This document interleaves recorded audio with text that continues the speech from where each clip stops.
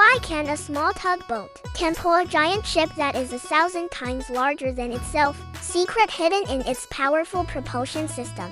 Early tugboats used a fixed propulsion system. The engine drives the propeller to rotate through the shaft, and the rudder to control the direction. But in narrow ports, turning became a big problem. But modern tugboats have been upgraded to Z-sharp propellers. It's called all-directional thruster. It has no rudder and can rotate 360 degrees, making the tugboat as flexible as a gyro in water. It can move forward, backward, sideways, or even rotate in place. Its power transmission pass is like the letter Z.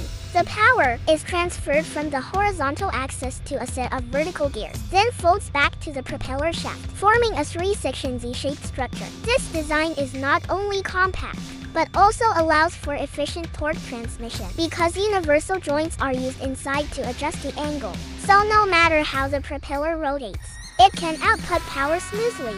This is a power system that can bend itself. To further improve efficiency, a shroud is wrapped around the propeller. It can gather the water flow and enhance the reverse thrust to make the same horsepower more powerful. Therefore, an ordinary tugboat can output 3,400 horsepower, and large tugboats can even reach 27,000 horsepower, which is close to the power level of a medium-sized cargo ship. The cargo ships start from 10,000 tons. If the tugboat can't hold the water, it will be led by the nose by the cargo ship. So tugboats use a displacement hull. The hull will bite deeply into the water, unlike ordinary speedboats that float on the water. This can firmly grasp the resistance of the water to avoid being dragged back by the reverse force. The driving cab of the tugboat has a 360-degree to facilitate the captain to keep track of the situation.